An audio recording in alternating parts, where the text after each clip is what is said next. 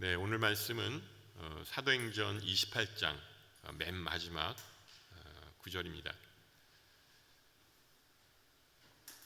사도행전 우리가 28장으로 끝을 맺게 되는데 우리 오늘의 교회는 소망이 하나 있죠. 액츠 29라고 하는 29장, 사도행전 29장 말씀을 계속 써 내려가고 있습니다.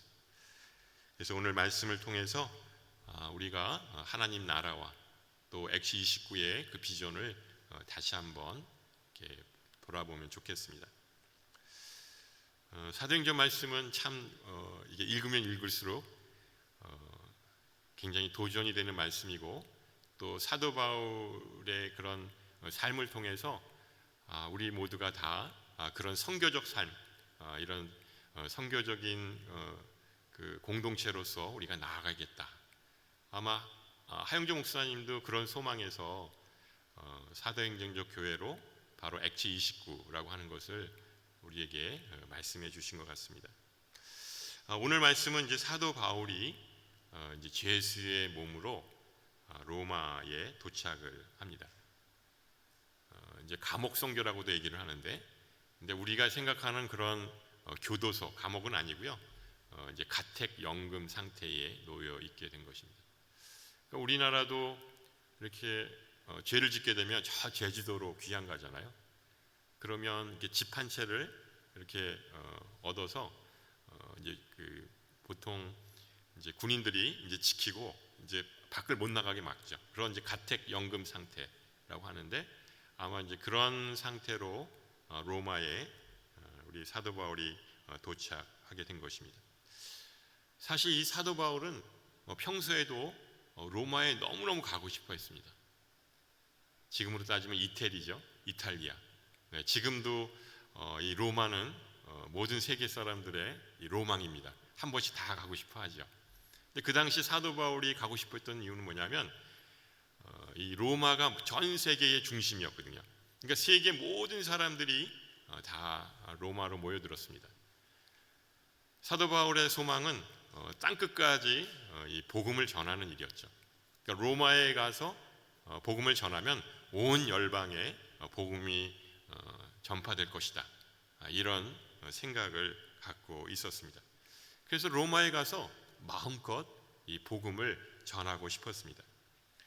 그런데 그가 소망대로 로마에 도착을 했지만 이렇게 자유롭게 복음을 전할 수 있는 상태는 아니었습니다. 이 감옥에 가택 연금 상태로 있었기 때문에 자유로운 몸이 아니었습니다. 그가 로마에 간 이유는 로마 법정에 서서 이 가이사에게 재판을 받아야 하기 때문입니다. 그런데 이 사도 바울의 이 여정을 보면 정말 하나님의 섭리가 정말 얼마나 놀라운가 우리가 알 수가 있습니다. 이 사도 바울이 이제 제수의 몸으로 로마에 가게 됩니다. 그 전 사도행전 27장 이렇게 내용에 보면 그 로마로 가다가 큰 풍랑을 만나서 멜리데 섬이라고 하는 곳에 머물게 되죠. 그러니까 우여곡절 끝에 그가 로마에 도착을 하게 된 것입니다. 근데 그가 그렇게 로마에 갔을 때 이 수많은 군인들이 그를 보호합니다. 처음에 예루살렘에 도착을 해서 이제 재판을 받게 됐을 때도 무려 470명이나 되는 그 군인들이 그를 애워싸서 경호를 합니다. 아마 대통령도 그렇게 많은 군인들이 경호하지는 않을 것입니다. 사도 바울이 그렇게 경호를 받고 재판을 받게 되죠. 그리고 이제 배를 타고 그가 이제 로마에 도착을 하게 됩니다. 돈을 냈을까요? 아니, 공짜로 갔습니다. 그 예루살렘에서 로마까지는 3,500km입니다. 지금도 비행기를 타고 가자면 굉장히 많은 돈이 듭니다. 그런데 제수의 몸으로 예루살렘에서 로마까지 공짜로 갑니다. 그리고 수많은 로마의 군인들이 보호합니다. 왜냐하면 이 사도 바울은 배신자였거든요. 그 전에는 바리새인 중에 바리새인이었기 때문에 예수 믿는 사람들을 아주 굉장히 안 좋게 생각을 했죠. 그래서 그의 하는 일이 예수 믿는 사람들을 감옥에 집어넣는 일이었고, 또 죽이려고 했던 그런 사람이었습니다. 그런데 그런 배신자를 어떻게 가만두겠습니까? 그래서 먹지도 않고 오직 저 사도 바울만 죽여야겠다, 이렇게 결심을 했던 사람들이 있었죠. 그러니까 항상 생명의 위협을 받고 있었는데 로마의 군인들이 이 사도 바울을 안전하게 보호했던 것입니다. 이 사도 바울과 같이 사명이 있는 자에게 이 하나님의 놀라운 은혜를 베푸시는 것을 보게 됩니다. 그런데 이 로마가 그 사도 바울이 로마에 도착했다는 소식을 듣고 많은 사람들이 이렇게 기다리고 있었습니다. 왜냐하면 이 사도 바울의 소문을 또 들었고 또 로마에 도착했으면 궁금했어요. 도대체 어떤 사람이길래 저렇게 전 세계를 돌아다니면서 복음을 전할까, 이런 궁금증이 있었던 것입니다. 그래서 많은 사람들이 이제 사도 바울에게 몰려듭니다. 우리 23절 말씀 같이 한번 읽어보도록 하겠습니다. 23절 시작. 그들이 바울을 만날 날짜를 정하고 많은 사람들이 그의 숙소로 찾아왔습니다. 그는 아침부터 저녁까지 그들에게 하나님 나라에 대해 증언했고 모세의 율법과 예언서들로부터 예수에 관해 설득시키려고 했습니다. 그러니까 로마의 그 제수의 신분으로 이렇게 압송돼 왔다는 소식을 듣고 많은 사람들이 사도 바울을 만나고 싶어 합니다. 근데 그냥 만날 수가 없어요. 사도 바울을 만나려면 이 번호표를 뽑고 대기를 해야 됩니다. 그래서 이 예약 날짜를 정하고 그리고 그 날짜가 돼야 사도 바울을 만날 수가 있었습니다. 그런 정도로 많은 사람들이 사도 바울을 만나려고 했습니다. 사도 바울은 아침부터 저녁 때까지 이 찾아오는 사람들에게 하나님 나라의 복음을 전합니다. 그 당시에는 뭐 신약 성경이 없었기 때문에 구약 성경, 모세의 율법과 이 선지서를 가지고 예수 메시아 그리스도를 전파했습니다. 왜냐하면 구약 전체가 다 바로 예수 그리스도에 대한 이야기거든요. 아니라고요? 네, 그럼 비전 통독을 참여하시기 바랍니다. 거기에 보면 구약 모든 말씀이 다 복음이라고 할 수가 있는 것이죠. 그러니까 사도 바울은 이 구약 성경을 가지고 장차 오실 예수 그리스도, 또 이미 이 땅에 오신 예수 그리스도에 대해서 설명을 했습니다. 그러니까 하나님의 섭리는 참으로 놀랍죠. 이 사도행전을 보면 1차, 2차, 3차에 걸쳐서 선교 여행을 합니다. 1차는 갈라디아 지방을 가게 되고 2차는 이 고린도 지역, 3차는 에베소 지역, 이렇게 하면서 점점 그 지경을 넓혀서 이 선교를 하게 되는 것을 보게 됩니다. 이 고린도 후서에 보면 그 당시 이렇게 걸어서 선교 여행을 한다는 게 얼마나 힘들겠습니까? 물론 뭐 배도 탔겠지만 중간에 강도의 위험도 있고 또 강의 위험도 있고 또 그 외에도 배가 파손되는 그런 위험도 있고 또 배고픔과 또 헐벗음, 아주 이런 모든 고생들을 다 하면서 선교 여행을 합니다. 그러니까 죽을 고비를 계속 넘기면서 하죠. 그러니까 얼마나 힘이 들겠습니까? 그래서 이 신약 성경에 나와 있는 이 13권의 책들을 보면 다 서신서입니다. 교회를 개척하고 그 교회가 든든히 서가기 위해서 편지를 보내죠. 그러니까 그 수많은 교회들을 사도 바울이 일일이 걸어 다니면서 복음을 전하고 교회를 세웠던 것입니다. 근데 이번에는 정반대로 복음을 전합니다. 사도 바울은 가만히 앉아 있고요, 사람들이 몰려듭니다. 그 전에는 계속 죽을 고비를 건너서 이 선교 여행을 하면서 복음을 전했는데 이제는 뭐 자유롭게 나갈 수가 없잖아요. 그러니까 가택 연금 상태에 있는 그 상황에서 사람들이 이렇게 몰려들기 시작하는 것이죠. 이것을 보면 정말 하나님의 방법은 참 놀랍다, 그리고 사람의 방법으로는 생각할 수 없는 일들이다, 이런 생각을 갖게 됩니다. 그러니까 그는 감옥에 갇혀 있는 상태였지만 자유롭게 사람들에게 복음을 전하게 됩니다. 이 사도 바울의 변화된 모습을 보면 사실 놀라지 않을 수가 없습니다. 이전에 사도 바울은 예수 믿는 사람들을 핍박하고 또한 박해했던 사람입니다. 그리고 그들은 마땅히 죽어야 할 사람들이다, 이렇게 생각을 했어요. 그리고 자기가 하는 일은 하나님의 영광을 위해서 하는 일이다, 이렇게 착각을 했던 거예요. 예수 믿는 사람들을 잡아 죽이는 것이 하나님의 영광을 위한 일이라고 생각을 했던 것입니다. 그런 그가 어느 날 다메섹 도상에서 예수님을 만납니다. 사울아 사울아, 네가 왜 나를 핍박하느냐. 사도 바울은 그때 여태까지 자기가 했던 일들이 잘못됐다고 하는 것을 알게 됩니다. 그의 눈이 멀었고 3일 동안 그가 아나니아 집에 있으면서 다시 회심을 합니다. 그리고 복음 전도자로 그가 변화되는 것을 보게 됩니다. 이 하나님의 은혜가 아니고서는 도저히 상상할 수 없는 일들이 일어나게 된 것입니다. 하나님은 이 사도 바울을 통해서 어떠한 상황 속에서도 복음을 전파할 수 있는 기회를 마련해 주신 것입니다. 24절 말씀에 보면 이렇게 나와 있습니다. 어떤 사람들은 바울의 말을 믿었지만 믿지 않는 사람들도 있었습니다.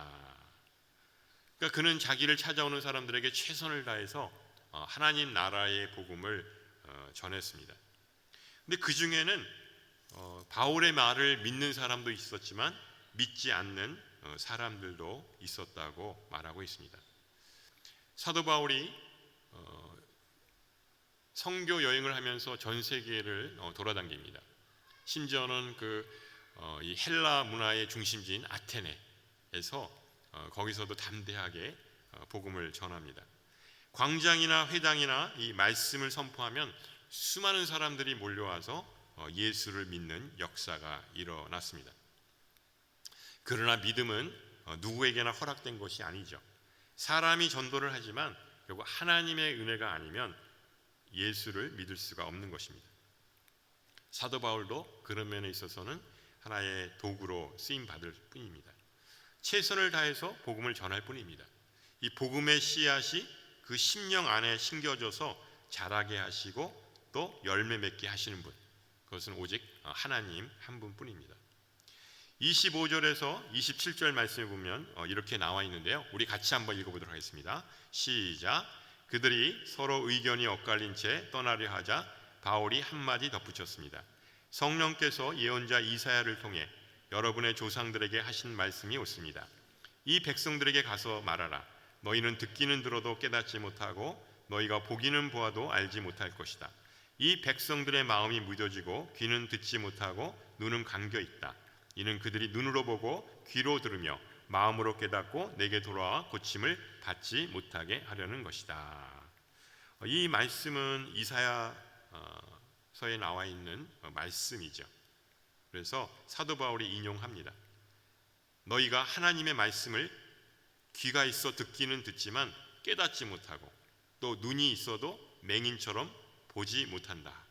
그러면서 하나님은 오히려 그들이 듣고 보아서 깨달을까 봐 염려가 된다. 이렇게 말씀을 하고 있습니다. 예수님께서 말씀을 전하실 때 사람들에게 비유로 말씀하십니다. 비유로 하지 않고서는 말씀하지 않으셨다. 이렇게 이야기를 하고 있죠. 그러니까 깨닫는 자만 깨닫게 된다. 이렇게 말하고 있는 것이죠. 사실 하나님의 말씀은 누구에게나 다 열려 있죠. 하지만 그 말씀을 받아서 자라게 하는 것, 그것은 하나님의 은혜요, 또 하나님의 주권이라고 할 수가 있습니다. 이 말씀을 이렇게 묵상하면서 이 마가복음 4장에 나와 있는 바로 씨 뿌리는 자의 비유가 생각이 났습니다. 이 농부가 밭에다가 씨를 뿌립니다. 근데 이 같은 씨를 뿌리지만 길가에 뿌린 씨, 또 돌짝밭에 뿌린 씨, 가시덩굴에 뿌린 씨, 그 다음에 아주 좋은 밭에 뿌린 씨, 이렇게 네 가지 이 밭의 비유가 나와 있습니다. 길가에 뿌린 씨, 그것은 새들이 와서 이게 땅속으로 들어가지 못하니까 새들이 와서 그걸 쪼아 먹는 거예요. 그러니까 제대로 자랄 수가 없죠. 뿌리를 내리려고 하면 이 새들이 와서 그것을 이제 쪼아 먹습니다. 이것은 말씀을 들었을 때 사탄이 와서 그 뿌려진 말씀을 빼앗는 것입니다. 이것은 그 당시에 바리새파 사람들, 또 사두개인들과 같은 종교 지도자를 말하고 있는 것입니다. 그들은 하나님께 말씀 받았지만 오히려 말씀을 악용합니다. 그리고 사람들에게 걸림돌이 되게 합니다. 마치 사탄의 앞잡이 노릇을 하게 되는 것을 보게 됩니다. 이제 두 번째로는 이 돌짝밭에 뿌려진 씨입니다. 이 돌짝밭이니까 일단 뿌리를 좀 내리긴 내리겠죠. 그래서 말씀을 받을 때는 기쁨으로 받습니다. 그런데 뿌리가 이렇게 깊게 뿌리 내지는 못하니까 잠깐 견디다가 또 이 떼약볕이나 이런 일이 있으면 바로 이게 말라버리는 것이죠. 그러니까 마치 환난이나 박해가 오면 이 넘어지는 자들을 가리킨다고 할 수가 있습니다. 이들은 마치 예수님의 제자들과 또 베드로와 같은 사람들이라고 할 수가 있습니다.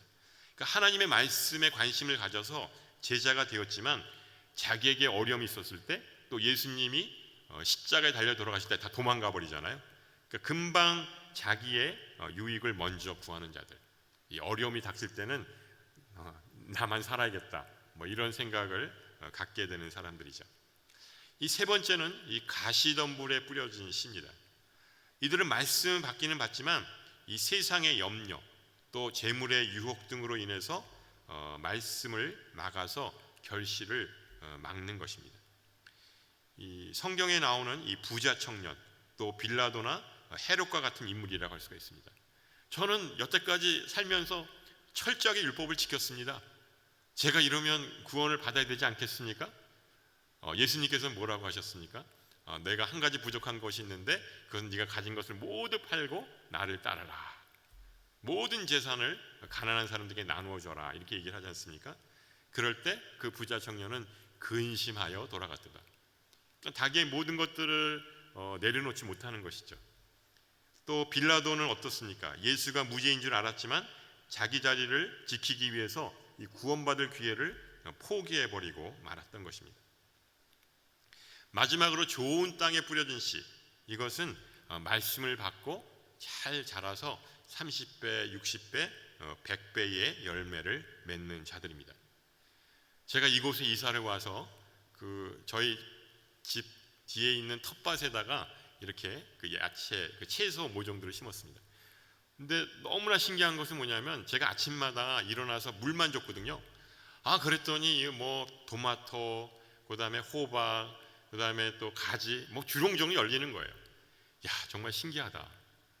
그러니까 물만 줬는데 아침에 일어나서 이 해가 뜨기 전에 물만 줬는데 그 열매들이 주렁주렁 열리는 것을 보게 됩니다. 그래서 이렇게 예수님과 늘 함께했던 그 무리들, 또 무덤까지 찾아갔던 그 여인들, 그들이 바로 여기에 해당된다고 말할 수 있습니다. 유대인들은 이렇게 하나님의 말씀을 제일 먼저 맡은 특권을 받았습니다. 하나님은 아브라함을 통해서 이스라엘 백성들을 택하시고 그들을 또 제사장 나라 삼으셨죠. 그들에게 특권을 주셨습니다. 하지만 그 은혜와 특권을 유대인들은 그냥 내팽개쳐 버렸습니다. 그래서 결국 하나님의 구원이 이방 사람들에게 넘어갔다, 이렇게 이야기를 하고 있는 것이죠. 그러니까 유대인들을 그래서 로마서에 보면 9장에서 11장이 그 사도 바울의 그 애끓는 심정이 나오잖아요. 이스라엘 백성들을 위해서 자기가 이 지옥에 떨어져도 좋다라고 할 정도로 그 자기 동족을 사랑하는 마음이 있습니다. 근데 그러한 이스라엘 백성들이 복음을 외면했던 그 이유는 무엇이었냐면 바로 이 유대인들을 시기나게 해서 이방인들이 구원을 얻을 만한 그런 충분한 수에 이르기까지 이스라엘을 우둔하게 만들었다. 이렇게 사도 바울이 표현하고 있습니다. 복음은 유대인들에게만 있는 것이 아니죠. 유대인들은 이방 사람들을 굉장히 무시하고 자기네들만 구원을 받을 거라고 생각을 했지만 예수님이 이 땅에 오신 것은 땅끝까지 이르러 이 복음을 전하라고 했던 것이죠. 그래서 지금 우리가 이 자리에 있는 것, 이 자리에 우리가 예배를 드리고 하나님의 말씀을 듣는 게 다 어떻게 보면 하나님의 은혜라고 할 수가 있습니다. 만약 복음이 유대인에게만 머물러 있었다면 우리가 어떻게 이 자리에 있을 수 있겠습니까? 그런데 바로 그 유대인들이 자기네들한테 주었던 그 은혜와 특권을 내팽개침으로 인해서 이방인들에게까지 복음이 전파된 것이고요. 우리가 지금 이 자리에 있게 된 것입니다. 이제 30절 말씀에 보면 이렇게 나와 있습니다. 바울은 만 2년 동안 자기 셋집에 머물면서 자신에게 찾아오는 모든 사람을 맞아들여, 이렇게 되어 있습니다. 그러니까 이 가택 연금 상태에서 2년 동안 그곳에 있었다고 하는 것이죠. 그러니까 아마 재판을 받기 위해서 그렇게 오랜 기간 동안에 있었던 것 같습니다. 그래서 이렇게 머물러 있는 동안에 수많은 사람들이 이제 사도 바울을 찾아오면서 복음을 듣습니다. 그래서 자기 셋집에 머물면서 이렇게 말을 합니다. 그러니까 얼마나 어떻게 보면 다른 세상 사람들이 보면 감옥에 갇혀 있어서 참 불쌍한 사람이다 생각할 텐데, 사도 바울은 너무나 행복한 거예요. 왜냐하면 앉은 자리에서 많은 사람들이 와서 복음을 듣게 되니까 그것만큼 편하게 이렇게 선교 활동을 하는 게 없지 않습니까? 그러니까 그것을 생각하면서 아주 자유롭게 오랫동안 복음을 전파했다. 그러니까 하나님 안에 거하는 자는 감옥에 있으나, 감옥 밖에 있으나 항상 어떠한 환경과 상황 속에서도 시간과 공간을 초월해서 자유롭게 살아간다고 할 수가 있습니다. 그 사도 바울이 자기 셋집에 2년 동안 있었다는 얘기를 들으니까 저도 예전에 이제 온두라스에 제가 이제 인턴 선교사로 가 있었거든요. 근데 1년을 이제 가 있었습니다. 왜냐하면 이제 학교를 아직 졸업하지 못해서 이제 1년 동안만 이제 갔다 오기로 했습니다. 그 이제 한국에 있는 집을 그때 이제 전세를 주고 갔다 와서 보니까 아직 1년이 남은 거예요. 보통 이제 전세 계약 기간이 2년이지 않습니까? 그러니까 막상 왔는데 갈 데가 없는 거예요. 그때가 이제 겨울이었는데, 그래서 이제 주말에는 그 찜질방에서 만났습니다. 우리 가족들. 그리고 이제 주중에는 뿔뿔이 흩어져서 아내와 딸은 저희 처갓집에 있었고, 그 다음에 이제 경배는 그때 이제 그 큰 아들이 있었는데 걔는 이제 군대 가 있었고, 저는 이제 학교 기숙사에 있고, 주말이 되면 찜질방에서 다 온 가족이 모여서 거기서 또 이렇게 서로 너무 기뻐하고 즐거웠던 것을 보게 됩니다. 이제 그렇게 살다가 제가 이제 수원에 있는 전도사, 그 어떤 교회에 전도사로 가 있었는데, 마침 그 교회 그 성가대 지휘자 하시는 분이 자기 부모님들이 이번에 말레이시아로 선교를 떠나는데 그 집이 비게 되었다고, 거기 와서 사시면 어떻겠냐고. 저희한테 너무 좋죠. 그게 이제 하남 쪽에 있었는데, 제가 이제 학교가 이제 장신대였으니까 그 사실은 거리상 얼마 멀지는 않았습니다. 너무 좋은 곳에 무려 3년 동안 제가 졸업하고 1년 후까지도 거기에서 지냈던 기억이 있습니다. 그래서 이 하나님이 참 불쌍히 여기시고 또 이렇게 좋은 그런 이 집을 허락하셨구나, 이런 생각이 들었습니다. 그래서 참 무사히 이제 신학을 마치고 그리고 이제 제주도로 내려갔죠. 그래서 결국 이제 서빙고 온누리교회에 왔다가 이제 양지 온누리교회로 이제 오게 됐는데, 정말 그 하나님의 인도하심을 생각하면 사도 바울에게 임했던 하나님이 나에게도 똑같이 그런 여정 가운데 함께 하셨구나라는 생각이 들었습니다. 이 하나님은 이제 사도 바울에게 로마에서 가장 안전하고 이 확실한 방법으로 전도하게 하십니다. 로마 군인들이 안전하게 사도 바울을 지켜주죠. 그 사도 바울을 암살하려고 했던 그 많은 사람들로부터 그를 이제 보호하고 또 안전하게 지켜줍니다. 또 재판을 받기 전까지 셋집에서 안전하게 지낼 수 있도록 해줍니다. 이 사도 바울은 자기를 찾아오는 사람들에게 하나님의 나라의 복음을 전하고 최선을 다해서 그들에게 복음을 전하는 것들을 보게 됩니다. 이 31절 말씀에 보면 이렇게 나와 있죠. 어떠한 방해도 받지 않고 담대하게 하나님 나라를 선포하고 주 예수 그리스도에 관한 것을 가르쳤습니다. 그러니까 어떤 방해도 받지 않고, 예전에는 그 수많은 그런 위험들의 그런 방해를 받았는데 오히려 어떠한 방해도 받지 않고 거침없이 담대하게 하나님 나라의 복음을 선포했다, 이렇게 말을 하고 있습니다. 31절로 사도행전 말씀이 끝이 납니다.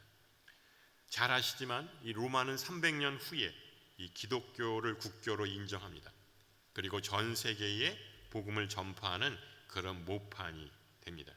그러니까 한낱 제수의 몸으로 로마에 온 이 사도 바울을 통해서 하나님 나라가 선포되고 그리고 한 나라를 구원하고 전 세계를 향해서 복음을 전하는 그런 영광의 도구로 삼아 주신 것입니다.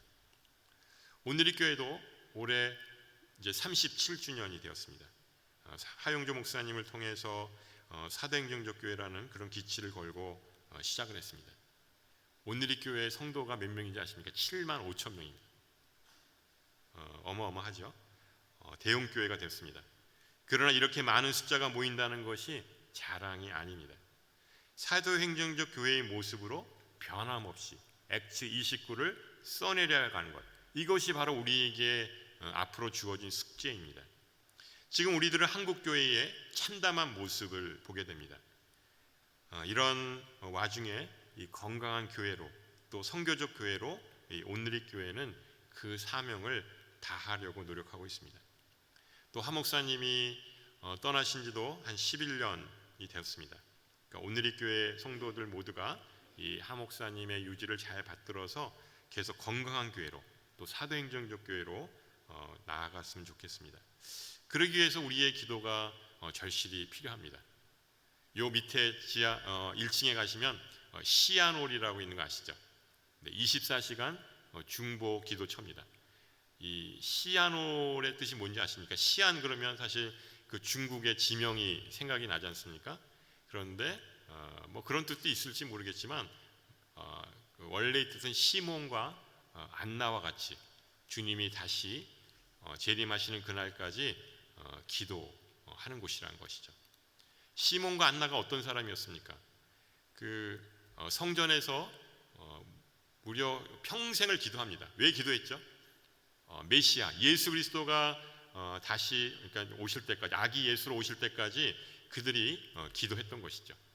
그래서 우리 시안홀이 그런 24시간 기도처가 되고 주님이 다시 재림하시는 그날까지 우리가 끊임없이 기도해야 될 줄로 믿습니다. 어떤 선교사님이 그러시더라고요. 선교사들은 기도하지 않으면 죽는다고. 가장 영적 전쟁의 최전방에 있는데 성도들이 기도하지 않으면 선교사들이 다 죽는다는 거예요. 그렇죠. 살아있어도 살아있는 게 아니죠. 영적으로 살아있는 것이 살아있는 것이라고 그러면 사실 그들을 위해서 우리가 중보하며 기도해야 되는 것입니다. 그래서 사실 이 선교센터 여기에는 4개 기관들이 있습니다. 비전 빌리지라고 해서 선교 훈련 센터, 또 팀, 해외 두란노 선교회, 또 양지 오늘의 교회 선교재단, 이렇게 4군데가 함께 있습니다. 한 지붕 4가족이죠. 왜 이들이 함께 있을까요? 그것은 열방을 향해 주님이 말씀하신 그 복음을 온전히 전하라고 있는 것입니다. 그러니까 4개의 기관이 있지만 마치 한 몸과 같이 그렇게 하나가 되어서 사역을 감당하라고 하는 것이죠. 그래서 양지 오늘의 교회는 이 중보기도의 사명을 받았습니다. 우리 성도들이 선교사님들을 위해서 끊임없이 기도해야 할 줄로 믿습니다. 우리의 기도가 지금 더 절실히 필요하죠. 코로나로 인해서 그래도 그동안 이 시안홀이 그래도 이 끊임없이 이제 사람들이 와서 예배드리고 기도했는데 이게 사실 명맥이 끊겼어요. 이 코로나로 인해서 지금은 거의 뭐 여기 훈련하시는 분들만 예배에 참여를 합니다. 저는 이게 다시 불을 일으켜야 된다고 생각이 들고요. 정말 이 시안홀이 바로 그런 기도의 발전소가 되겠다라는 생각을 갖습니다. 사탄이 우는 사자와 같이 교회를 공격하고 흔들어 놓기 때문에 이럴 때일수록 더욱 하나가 되어서 하나님 말씀에 순종하며 또 기도하며 나아가야 될 줄로 믿습니다.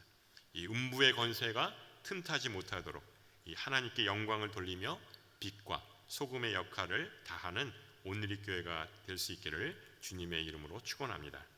우리 이 시간 같이 찬양하면서 기도했으면 좋겠습니다. 우리에겐 소원이 하나 있습니다. 그것은 주님이 다시 오시는 그날까지 우리가 교회를 사랑하는 것입니다. 교회를 사랑하는 마음은 희생과 포기와 가난과 고난 또 죽음조차 우리를 막을 수 없다고 했습니다. 우리가 그러한 마음을 가지고 교회를 사랑하고 또 하나님을 사랑하는 저희가 되었으면 좋겠습니다. 우리에겐 소원이 하나 있네. 우리 같이 찬양하겠습니다.